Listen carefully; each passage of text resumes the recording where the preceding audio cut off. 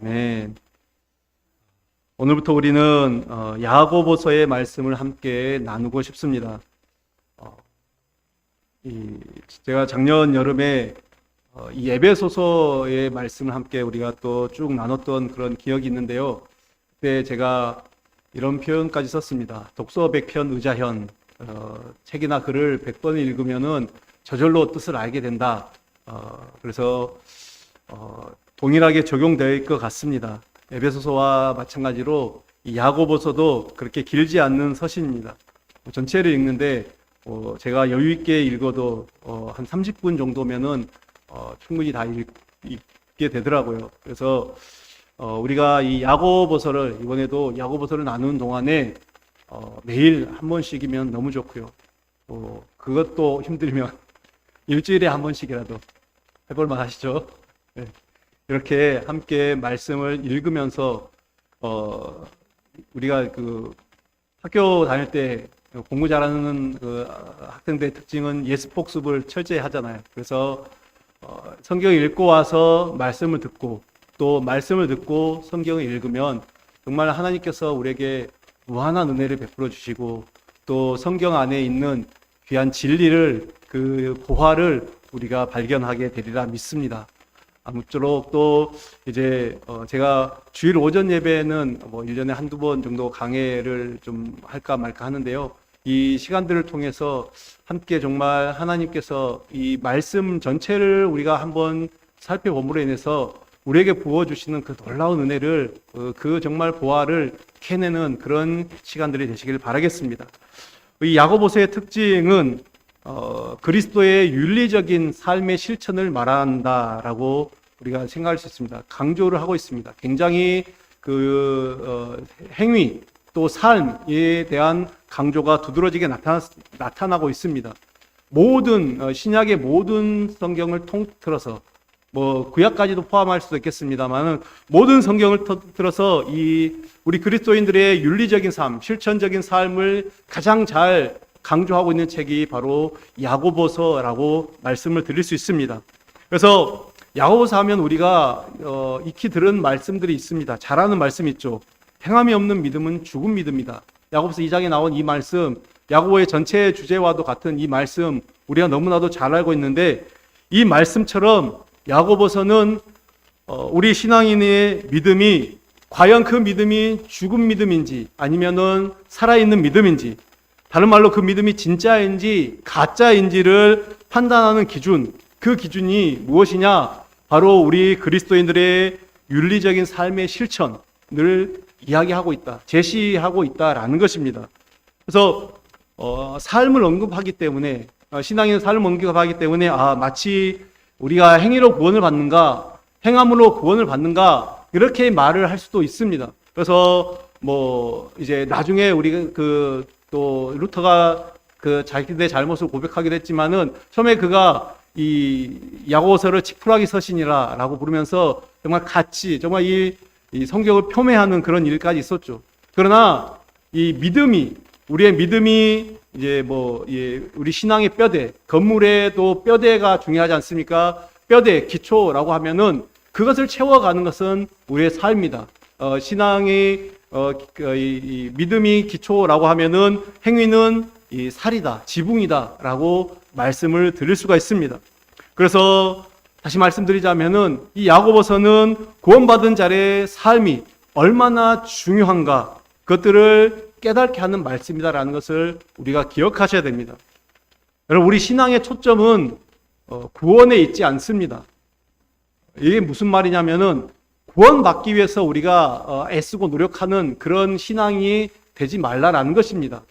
깔고 가야죠. 그렇지 않습니까?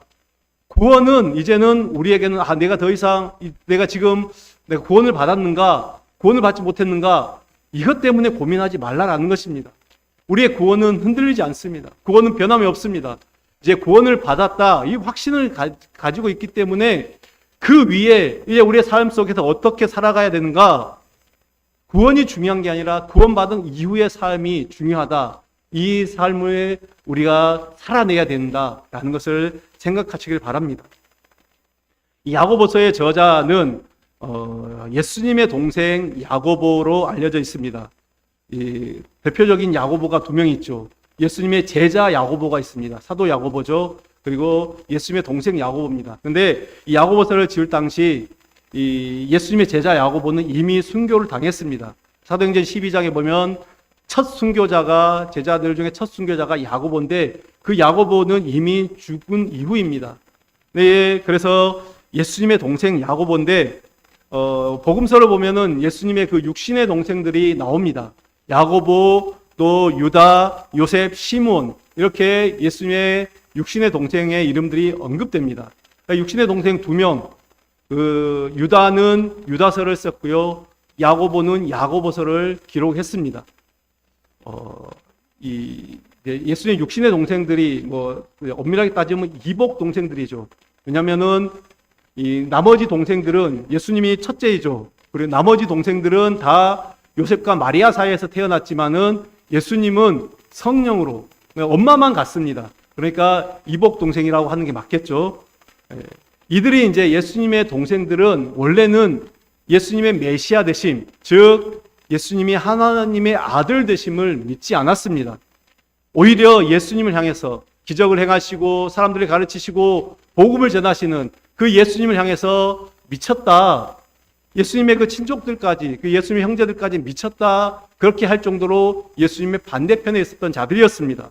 그러나 이들은 부활하신 예수님, 그 예수님을 보고 믿게 되었고, 늦게 믿었지만은 이 예수님의 승천 이후에 예루살렘 교회의 핵심 지도자로 이제 부각되게 되었습니다.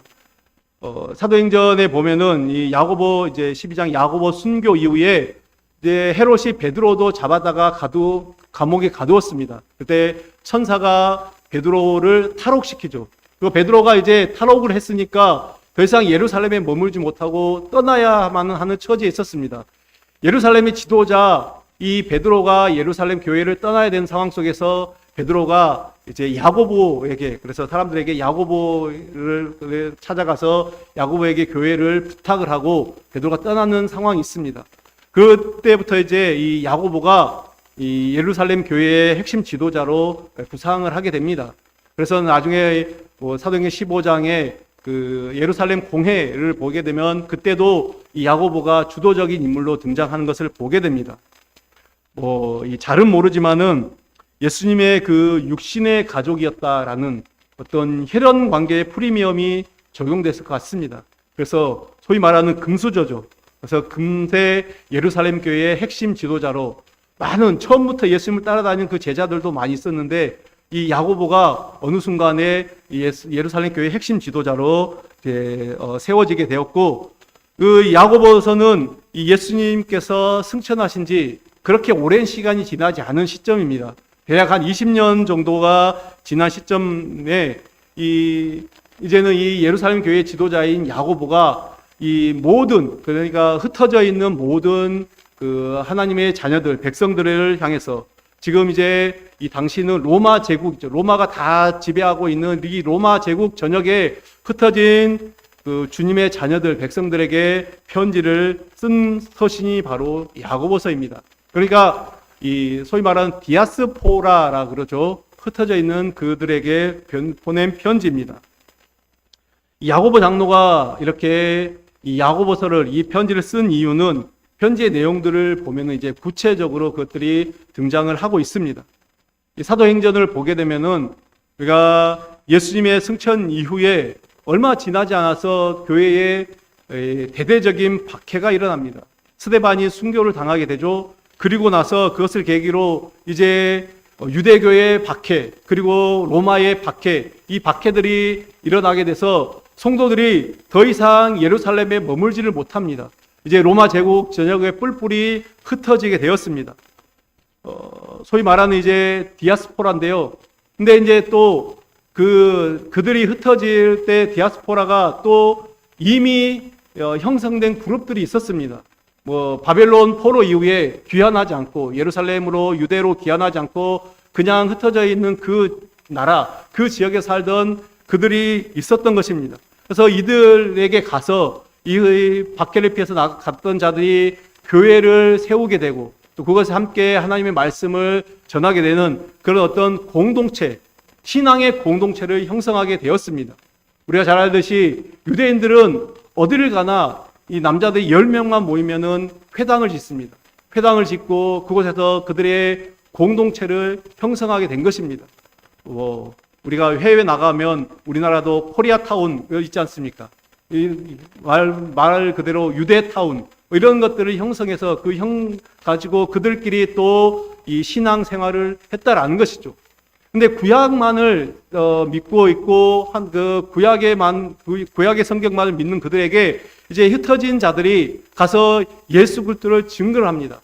구약의 모든 예언들이 이 메시아 예수 그리스도를 향해 있다라는 것을 증거하고 그들이 이제 이 복음 안으로 믿음 안으로 그리스도의 제자로 살아가게 되는 것입니다.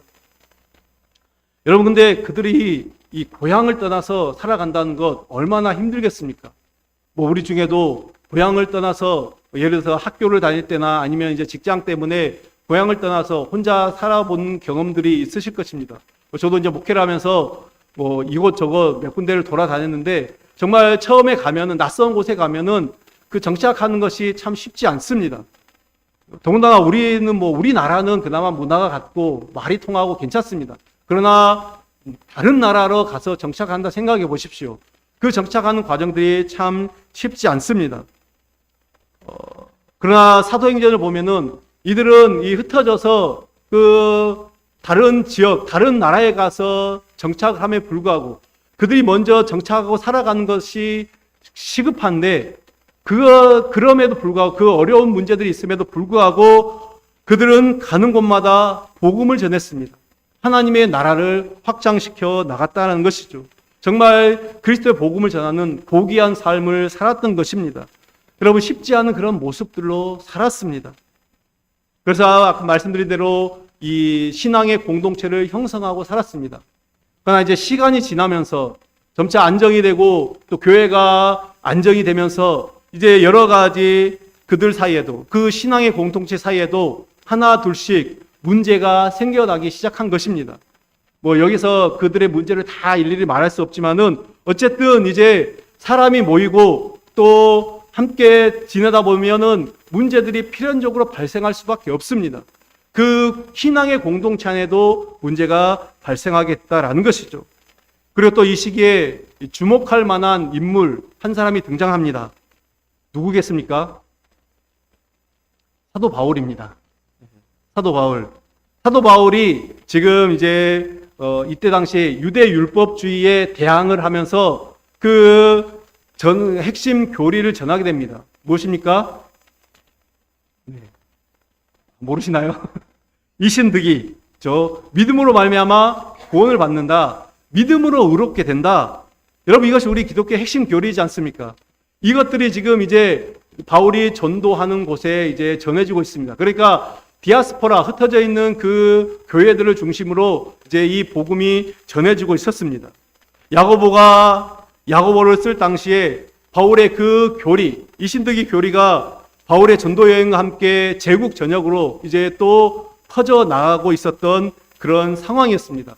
그리스도인들 사이에서 퍼져 나가고 있었던 것이죠. 이런 상황 속에서 이제 유대 밖에 있는 디아스포라 그 공동체 유대인들 사이에서는 이 바울의 가르침, 이신득이 가르침을 오해하거나 혹은 자신의 어떤 구미에 맞게 아전인수격으로 또 해석을 해서 어떤 지금 자신들이 세속화되어 가고 있는 이것들을 어떤 합리화하는, 자신들의 신앙을 합리화하는 그런 상황 가운데 그런 자들이 생겨나게 되었다라는 것입니다. 이런 시대적 상황들, 이것과 맞물려서 야고보는 이제 로마 제국 전역에 있는 유대 출신 그리스도인들에게 믿음의 실천을 강조하는 편지를 쓰게 됩니다. 그래서 오늘 1절에 보면은 흩어져 있는 12지파, 모든 이곳에 흩어져 있는, 제국 전체에 흩어져 있는 12지파, 그 유대인들에게 편지를 쓴다라고 말하고 있습니다. 그래서 이 사도 바울의 많은 서신들과 달리 이 야고보서는 교리적인 측면보다는 이제는 실천편, 실제 삶에 대한 내용을 다루고 있다라는 것이죠. 믿음으로 말미암는 구원, 이것을 반대하는 것이 아니라 실제 행위가 없는, 실제 행위가 결여되어 있는 이 믿음을 비판하고 있는 것입니다. 구원을 반대하는 게 아니에요. 믿음으로 말미암는 구원을 반대하는 게 아니라 믿음이 있고 구원을 받았다라고 하면 그것들을 보여라 라는 것이죠. 여러분, 우리가 믿음으로 구원을 받는 것은 의심의 여지가 없습니다. 그러나 우리가 믿음으로 구원을 받았다라고 하면서 실제 그 삶 속에서, 여러분의 삶 속에서 이 구원받은 삶의 모습, 성화라고 하죠. 이 성화의 과정이 일어나지 않으면은 실제로 그 사람은 구원받지 못한 사람일 가능성이 높습니다. 구원받은 사람은 반드시 성화가 일어나게 되어 있다라는 것입니다. 하나님이 그렇게 만들어 가는 것입니다. 이 성화라고 해서 특별히 갑자기 여러분이 정말 신실하고 신령한 사람이 되라, 그런 말은 아닙니다. 어제까지 정말 소위 말하는 막장이었던 사람이 갑자기 예수님을 믿고 구원을 받았다고 해서 오늘 갑자기 인생이 180도로 변한다, 이것을 말하는 것이 아닙니다. 그러나 내가 구원을 받았다고 하면, 내가 정말 예수님의 자녀라고 하면은 확연히 드러나지 않더라도 서서히 조금씩이라도 그 삶이 변화되어 간다라는 것입니다. 그런데 만약 여러분의 삶을 한번 돌아보실 때, 내가 신앙생활을 30년, 50년 이렇게 오랫동안 했음에도 불구하고 그때 그때보다 내가 더 못하는 것 같다, 내 삶이 더 못한 것 같다, 실제 삶을 이야기하는 것이 아니라 마음을 이야기하는 것입니다. 마음이 더 하나님과 멀어져 있는 것 같다, 더 신앙의 삶에서 떨어져 있는 것 같다, 그러면은 하나님 앞에 심각하게 자신을 돌아봐야 됩니다. 회개하고 다시금 하나님의 그 은혜를 붙들어야 될 줄로 믿습니다. 그래서 야고보 장로가 강조하는 부분이 바로 이 부분이에요. 정말 믿는 자답게 살아라. 삶을 증명해라. 말로만 하나님의 자녀라고 떠버리지 말고 삶을 통해서 네가 하나님의 자녀인 것을 증명하라. 이것이 바로 야고보 장로의 핵심 주장입니다. 그래서 야고보서는 어떤 측면에서는 신앙인으로서의 성공적인 삶을 위한 어떤 안내다, 어떠한 삶이 신앙에 성공하는 삶인가 우리에게 안내해 주는 이 성경이 바로 야고보서다라고 말씀드릴 수 있습니다. 그래서 오늘 본문을 통해서 오늘 야고보는 이 신앙인으로서의 성공적인 삶을 위해서 우선적으로 이야기하는 게 이 시험이다라고 말할 수 있는 이 시련을 이기는 길에 대해서 다루고 있습니다. 왜 우선적으로 이런 이야기를 하는가? 아마 수신자들의 상황, 박해 가운데 있고 디아스포라로 어려운 생활 가운데 있는 이 편지를 받는 이 흩어진 12지파의 그 상황을 배려했다라고 말씀을 우리가 생각해 볼 수가 있습니다. 이 당시 유대인들은 어떤 생각을 가지고 있었냐면 이 고난, 시험, 일반적으로 이런 것들을 죄의 결과라고 생각을 했습니다. 특별히 이제 구약 성경을 보면은 이러한 사상들이 잘 나타나 있죠. 그래서 개인이건 민족이건 그들이 죄를 지었을 때 하나님께서 고난을 통해서 그들을 징벌한다. 그들에게 고난을 주심으로 말미암아 그들을 징계한다라고 생각을 했습니다. 여러분, 이 말이 아주 틀리진 않았습니다. 과거 이스라엘의 그 모습들을 보면, 역사를 보면은 이것들이 나타났죠. 하나님께서 그들에게 고난을 주심으로 그들을 징계하기도 했습니다. 대표적인 게 바로 바벨론으로 포로로 잡혀간 게 이게 하나님께서 분명하게 주시는 징계였던 것입니다. 그러나 지금 야고보는 이런 고난을 말하는 것이 아닙니다. 야고보가 언급한 고난은 과거 그들의 조상들이, 이스라엘 백성들이 하나님께 죄를 범함으로 해서 포로로 끌려가는 그 징계로 말미암은 고난을 말하는 것이 아니라 그것과는 다른 성격이다. 지금 야고보는 그들의 어떤 잘못된 생각, 우리가 고난을 당한 것은 나의 죄 때문이다, 우리의 죄 때문이다라는 그런 잘못된 고난, 잘못된 생각을 바로잡고 그들이 이 시련을 이기고 여러 가지 고난을 이기고 승리하는 삶을 살도록 가르치고 있다라는 것이죠. 따라서 우리가 신앙인으로서 내가 믿음에서 승리하기 위해서는 이 시련을 이기는 법, 이 고난을 이기는 법을 반드시 알아야 됩니다.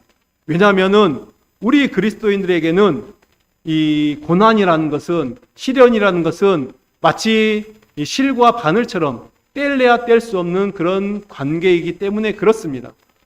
우리 중 누구도 이 고난, 이 시련을 피할 수 있는 사람, 피해갈 수 있는 사람은 아무도 없습니다. 그래서 우리가 해야 될 질문이 이것입니다. 주님, 내가 어떻게 하면 시련을 당하지 않고 살아갈 수가 있습니까? 고난을 당하지 않고 살아갈 수 있습니까? 이렇게 질문하는 것이 아니라, 주님, 내가 어떻게 하면 이 고난을, 이 어려움을 이길 수 있습니까? 이렇게 우리가 질문이 바뀌어야 된다는 것이죠.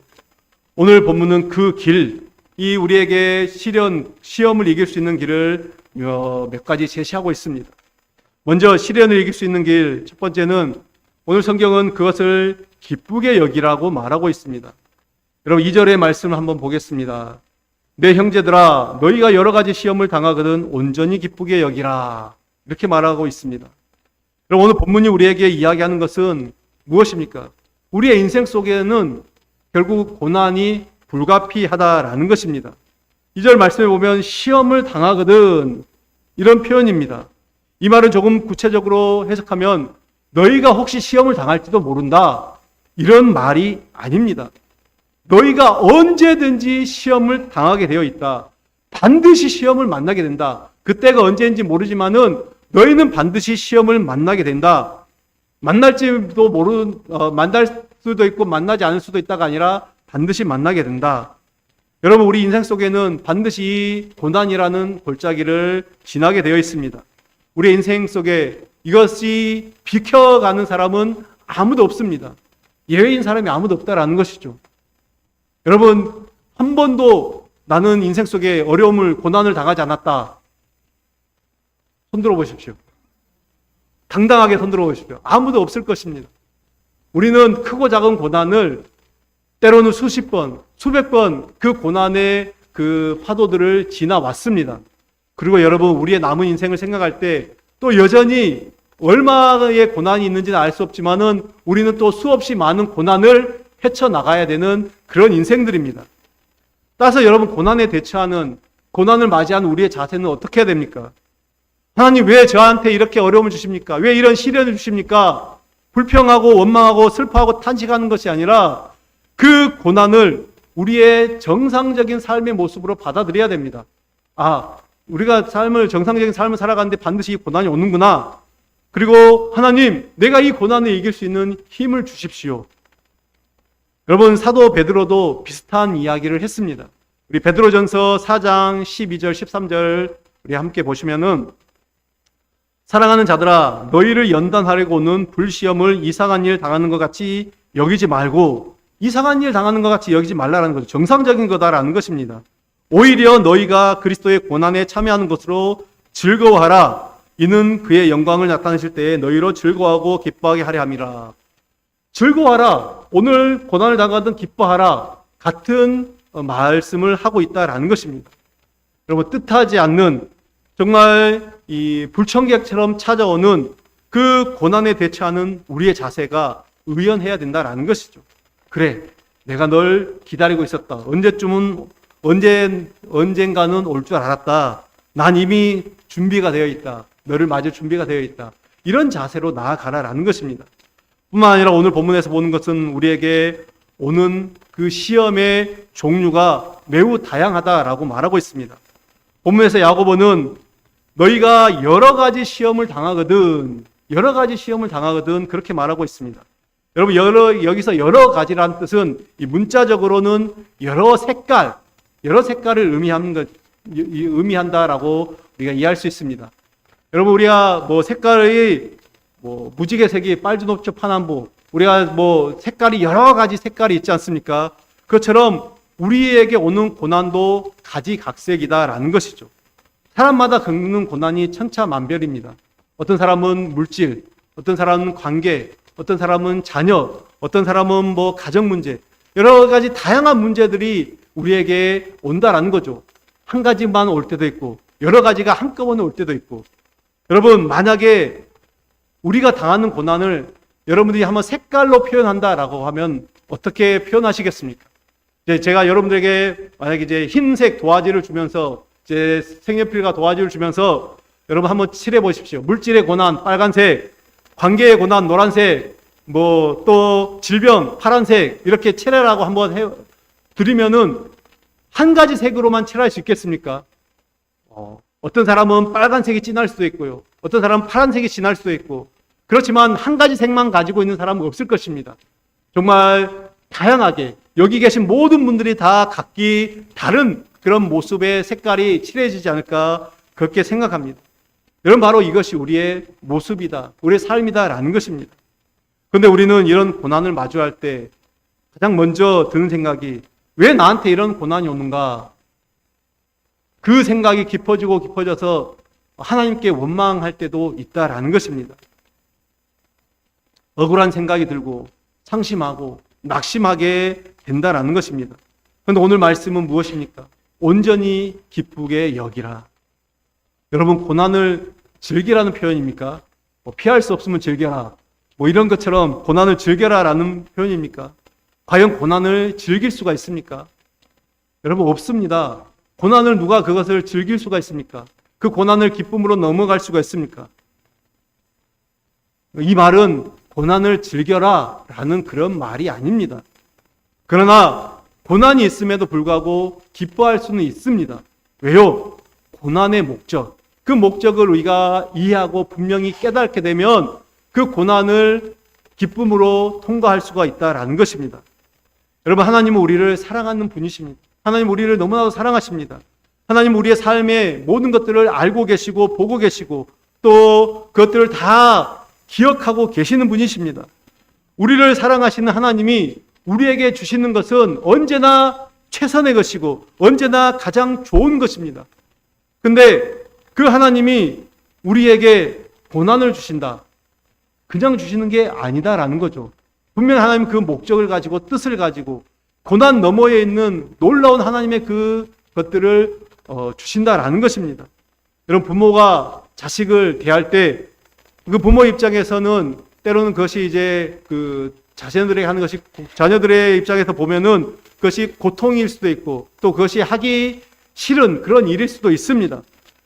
그러나 결국에는 그것이 자녀에게 도움이 되죠. 유익이 된다라는 것입니다. 그러므로 우리에게 오는 고난, 당장 지금은 이해하기 힘들고 어려워도 나를 사랑하시는 하나님이 나에게 이런 고난을 주셨다라고 하면은 결국에는 나를 위한 것이다. 여러분, 이 믿음을 가지고 먼저 감사할 수 있는 그런 신앙의 모습이 되어야 될 줄로 믿습니다. 그럴 때 하나님은 합력하여 선을 이루시는 그 주님이 우리에게 모든 풍성한 것으로 채운다라는 것입니다. 여러분, 시험에는 몇 가지가 있습니다. 몇 가지 종류가 있습니다. 영어로 표현하면은 이제 테스트, 트라이얼, 템테이션 이렇게 이야기를 합니다. 한국말로 부르면 시험, 또 시련, 또 유혹 이런데 한글 표현은 대부분 그냥 이 시험이라는 것으로 뭉뚱그려서 표현할 때가 많습니다. 근데 오늘 본문에서 말하는 이 시험은 이 아까 말씀드린 것 중에 시련이라는 뜻에 가깝습니다. 트라이얼. 그래서 실제로 이제 NIV 성경에도 보면은 이 2절에 시험을 트라이얼로 기록하고 있는 것을 볼 수가 있습니다. 이것은 단순한 시련이 아닌 목적이 있는 시련, 이 시련을 다른 말로 말하면 연단이다라고 말할 수 있습니다. 여러분, 연단은 어떤 금속을 이제 가열하여서 또 불순물을 제거하는 그 작업을 보통 연단이다라고 그렇게 이야기를 합니다. 즉 이제 이 쇠덩이 같은 것을 이 용광로에 넣어서 다 녹여서 이 완전히 단련시키는 것을 말하는 것입니다. 이 과정을 잘 이겨내는 쇠는 그야말로 가치가 있게 되는 거죠. 이런 이야기를 들어보셨는지 모르겠습니다. 2달러 조각으로 말발굽을 만들면 5달러의 가치가 있고, 그것으로 바늘을 만들면 175달러의 가치가 있고, 그것으로 칼을 만들면 1625달러의 가치가 있고, 그것으로 시계의 태엽을 만들면 12만 5천 달러의 가치가 있다. 그렇게 말하고 있습니다. 근데 여러분, 그만한 가치의 물건이 되기 위해서는 어떻게 해야 됩니까? 그만큼 많이 불 속에 담금질을 돼야 됩니다. 많이 불 속에 들어가고요, 많이 두들겨 맞아야 된다라는 것입니다. 연단을 많이 받으면 받을수록 더 가치가 있게 되는 것이죠. 근데 여러분, 이런 것은 비단 쇠붙이에게만 해당되는 것이 아닙니다. 우리들도 마찬가지입니다. 더 많은 연단을 받으면 받을수록 하나님 앞에서 더 가치 있는 인생, 더 고귀한 인생, 더 많이 쓰임받는 인생이 될 줄로 믿습니다. 그래서 욥기 23장에서 우리가 잘 아는 말씀이 있습니다. 욥기 23장 10절에 욥의 고백이 있습니다. 우리 함께 같이 볼까요? 그러나 내가 가는 길을 그가 아시나니 그가 나를 단련하신 후에는 내가 순금같이 되어 나오리라. 아멘. 여러분, 이 인생 속에는 모든 오는 이 시련에는 분명한 목적이 있습니다. 아무 목적 없이 고난이 우리에게 찾아오지는 않습니다. 물론 이 고난은 자기 욕심 때문이 아니라 하나님이 주신 고난을 말하는 것입니다. 여러분, 내가 욕심 부려서 내 욕심으로 말미암아 오는 고난을 가지고 하나님이 나에게 고난을 주셨다, 이렇게 말하지는 마십시오. 혹시 여러분 인생 중에 고난 중에 있다고 생각하는 분들이 있습니까? 하나님께서 내게 이 어려움의 시기, 그 고난의 시기를 건너가게 하신다라고 생각하시는 분들이 계십니까? 그러면 그 고난의 목적을 분명히 찾을 수 있게 되기를 바랍니다. 그것을 찾게 될 때 우리는 정말 진심으로 하나님 앞에서 이 고난을 기뻐할 수 있다라는 것입니다. 고난을 기뻐해야 하는 또 다른 이유는 그것이 가지는 유익 때문이다라고 말합니다. 여러분, 3절 4절 말씀을 보겠습니다. 이는 너희의 믿음의 시련이 인내를 만들어내는 줄 너희가 알미라.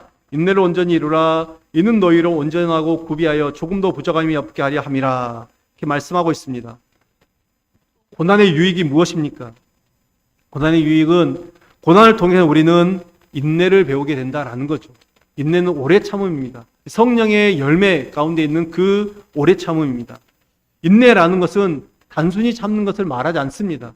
이 인내, 오래 참음이라는 것은 또한 부당한 것에 대해서 참는 것, 그것을 말하는 것도 아닙니다. 인내를 통해서 우리는 하나님의 마음, 하나님의 그 뜻을 알게 되고 깨닫게 됩니다. 인내를 통해서 우리는 우리의 인격에, 우리의 신앙 인격을 그 성숙을 경험하게 된다라는 것입니다. 인내는 지식으로 배우는 것이 아니라 인내는 고난이라는 실습을 통해서 얻어지게 되는 것입니다. 3절의 말씀처럼 믿음의 시련이 인내를 만들어낸다라는 것이죠. 믿음의 시련이다라고 분명히 말하고 있습니다. 나의 어떤 유익, 고난, 나의 어떤 만족 때문에, 내 개인적인 유익 때문에, 그거 욕심 때문에 생기는 그 시련이 아니라 믿음의 시련. 그래서 믿음의 시련은 인내를 우리에게 길러주고 또한 믿음의 성숙을 가져다 준다라는 것입니다. 하나님은 우리가 성숙한 인격의 신앙이 되기를 원하십니다. 그런데 그 과정에서 필연적으로 겪게 되는 것이 바로 시련의 과정, 이 인내의 과정이다라는 것입니다. 여러분, 이것을 잘 기억하시길 바라겠습니다.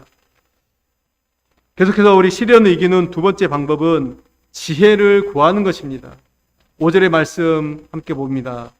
너희 중에 누구든지 지혜가 부족하거든 모든 사람에게 후히 주시고 꾸짖지 아니하시는 하나님께 구하라. 그리하면 주시리라. 아멘. 여러분, 고난을 당할 때 우리에게 나타나는 특징이 무엇입니까? 그것은 그 고난 자체에만 몰두하는 것입니다. 그로 인해 우리가 고난 가운데 있을 때 정말 잘못된 판단을 하기가 굉장히 쉽습니다. 그럴 땐 결정을 하기가 너무 쉽다라는 것이죠.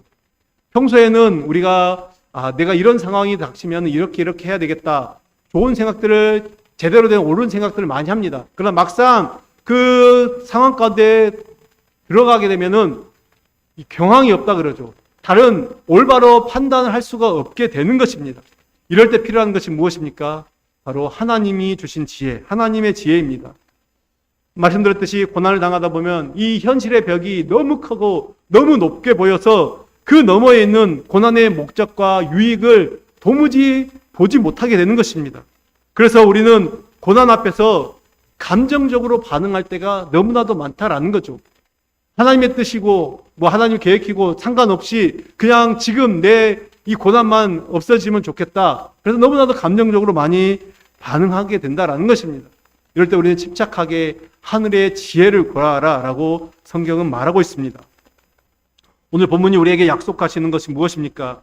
구하는 자에게 후히 주시고 꾸짖지 아니하신다 라고 말씀하고 있습니다. 그러면서 조금도 의심하지 말라라고 이 6절에까지 보면 그렇게 말을 하고 있습니다. 여러분, 이 말을 이렇게 해석할 수 있을 것 같습니다. 우리가 고난을 당할 때 하나님께 기도하고 지혜를 구하며 해결 방안을 구합니다. 그런데 동시에 또 세상적인 방법으로 우리가 일을 처리할 때가 많이 있습니다. 신앙과 불신앙 사이에서 양다리를 걸치고 또 저울질을 하고 있다라는 것이죠. 하나님께 지혜를 구하고 기도했으면 하나님의 방법대로 일을 진행해야 됩니다. 그런데 기도는 기도대로 하면서 자기 생각대로, 자기 고집대로 세상적인 방법을 추구한다라는 것이죠. 그러면 어떻게 되겠습니까? 그 일이 하나님의 지혜대로, 하나님의 방법대로 제대로 될 리가 없습니다. 여러분, 우리가 하나님 지혜를 구하라 라고 할 때 이것은 기도는 기도대로 하고 아무것도 하지 말라라는 그런 의미가 아닙니다. 기도를 했다면은 마땅히 하나님이 기뻐하시는 방법을 선택해야 된다라는 거죠. 우리는 누구나가 다 알고 있습니다.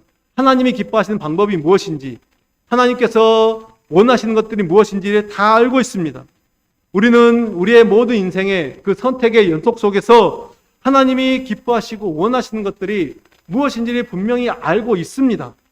그런데 알면서도 하지 못하는 것이죠. 하지 않는 것입니다. 왜요? 당장 이것이 더 크게 보이죠. 눈앞에 있는 내 생각이, 내 뜻이 더 크게 보이기 때문입니다. 그러나 우리는 어떤 순간에도 하나님이 기뻐하시는 길, 하나님이 원하시는 그 선택을 해야 될 줄로 믿습니다. 그러기 위해서는 우리는 계속해서 하나님의 지혜를 구하는 그런 삶의 모습이 필요한 것입니다.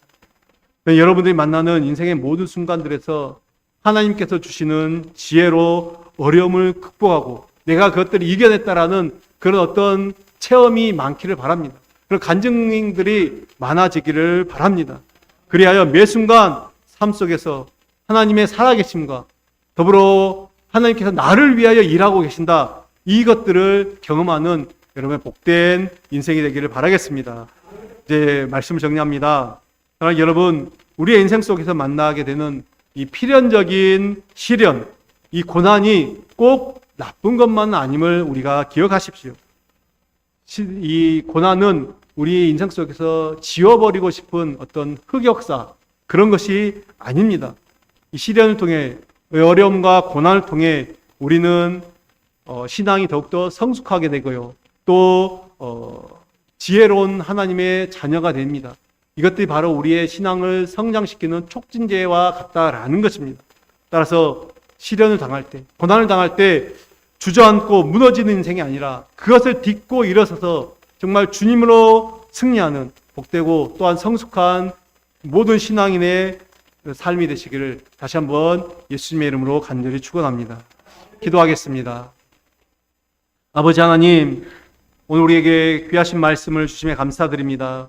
야고보서를 통해서 하나님 우리에게 주시는 귀한 말씀들을 하나하나 깨닫고 주님이 주신 그 보화들을 발견하기를 원합니다. 하나님, 우리 인생 속에서 고난과 또 시련, 어려움이 있을 때 하나님 아버지, 우리가 그것에 주저앉고 무너지는 것이 아니라 오늘 말씀과 같이 그것을 기쁘게 여기고 그것을 유익을 생각하며 하나님 아버지, 하나님의 지혜를 구하며 승리하는 주의 백성들이 되시도록 우리를 붙들어 주시고 인도하여 주시옵소서. 예수님의 이름으로 기도드립니다. 아멘.